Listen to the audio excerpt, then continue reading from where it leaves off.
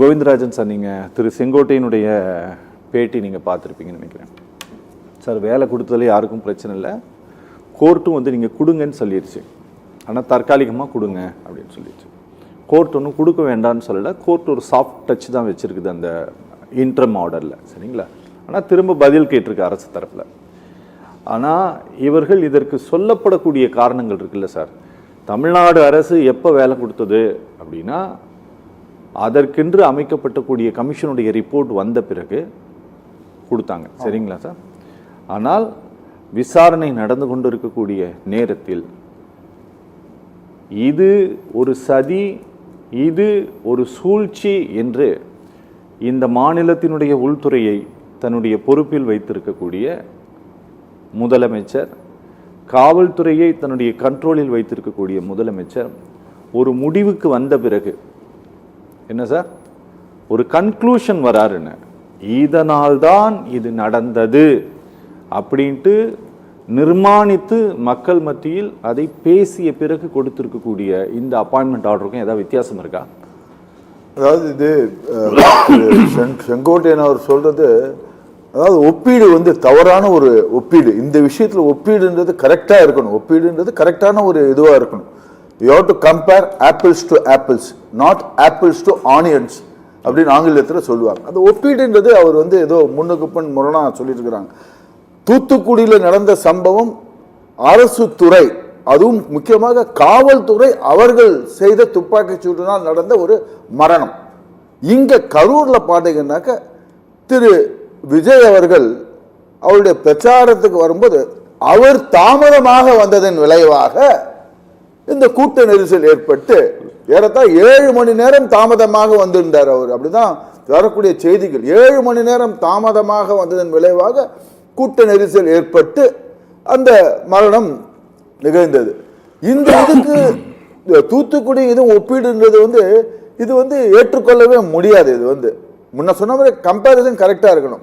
நான் ஒரு கேள்வி வைக்கிறேன், தாவேக்கா இது பண்ணுது சரி, அப்படி இது பண்ணுதாதுன்னா, இது விக்கிரவாண்டியில் இவர் மாநாடு நடத்தினார், தாவேக்கா மாநாடு நடந்துச்சு விக்கிரவாண்டியில், மதுரையில் ஒரு மாநாடு நடந்துச்சு.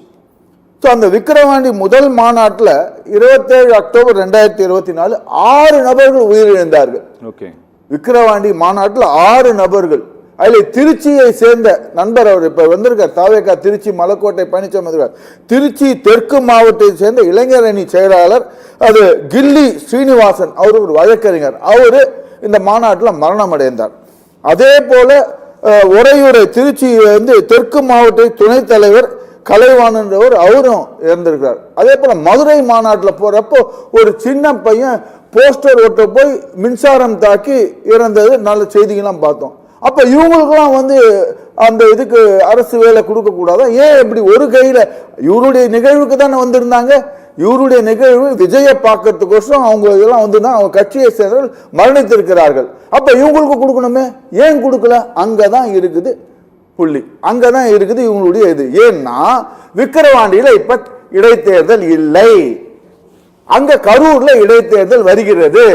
அதுக்கோசரம் அந்த இடைத்தேர்தல் கூட இப்ப வந்து கோர்ட்டு தடை போட்டிருக்கிறாங்க. அது ஒரு மனு, இன்னொரு பக்கம் அந்த இடைத்தேர்தல் இப்ப வராது. அதனால இப்ப அந்த இடத்துல போய் இந்த பணி நியமன ஆணையை கொடுக்குறாங்க. இது கொள்கை முடிவு, அரசின் கொள்கை முடிவாகுதுன்னா இது மிகவும் கண்டிக்கத்தக்கது. ஏன்னா இந்திய அரசியலமைப்பு சட்டம் சம உரிமை சம வேலை வாய்ப்பு, அந்த கான்ஸ்டிடியூஷன் 16 என்ன சொல்லுதுன்னா எல்லோருக்கும் சம உரிமை சம வேலை வாய்ப்புன்றது தான் நம்மளுடைய அரசியலமைப்பு சட்டம் சொல்லுது. அப்படி இருக்கிறப்ப ஆர்டிகல் 16 அப்படி இருக்கிறப்ப இவங்க இது போல பண்ணது எப்படி அரசியல் கொள்கை முடிவா எப்படி ஏற்றுக்கொள்ள முடியும்? யார் இந்த முடிவுக்கு இது பண்ணாங்க? சட்டமன்றத்தில் சொன்னாங்களா? இவங்க சட்டமன்றத்தில் யாருன்னா இது சொல்லியிருந்தாங்களா? இவங்களுடைய அமைச்சரவையில் கூடி முடிவெடுத்து பண்ணியிருக்கிறதாக சொல்லுவாங்க அவங்க வந்து. பட் இது கொள்கை முடிவா? கொள்கை முடிவா இருந்தால் இதை எதிர்த்து நம்ம உச்ச நீதிமன்றத்திலே உயர்நீதிமன்றத்தில் வழக்கு தாக்கல் பண்ணி இதை தடை செய்வதற்கு அனைத்து சாத்தியக்கூறுகளும் இருக்கிறது. Okay okay. ரெண்டாவது இவங்க சொல்றாங்களே விக்கிரவாண்டியில், இன்னொரு விக்கிரவாண்டியில் அன்னைக்கு முதல்ல அந்த பேச்சை பார்த்தீங்கன்னா, அதாவது எனக்கு ஒரு இதுதான் ஞாபகம், தேர்தலில் தோல்வி அடைவரம் தான் புலம்பிட்டே இருப்பான், ஜெயிக்கிறவன் புலம்ப மாட்டான். அவர் முதல்வர் ஜெயிச்சிருக்கிறாரு, மக்கள் கொடுத்துருக்காங்க, ஏன் புலம்பிட்டே இருக்கிறாரு? அவர் வந்து ஏன் புலம்பிட்டே இருக்கிறாரு? ஏன்னா இந்த மீண்டும் கோரிக்கிறேன், அவர் சொல்றாரு கொத்து பரோட்டான்னு சொல்லிட்டு சார், ஒரு விஷயம் சொல்றாருங்க.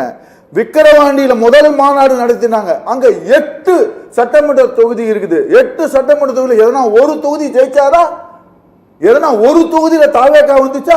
எல்லா தொகுதியும் செஞ்சி திமுக, வானூர் திமுக, விழுப்புரம் திமுக, மயிலம் அதிமுக, திருக்கோவிலூர் அதிமுக, திண்டிவனம் விசிக, விக்கிரவாண்டி திமுக, கீழ்பெண்ணாத்தூர் அதிமுக.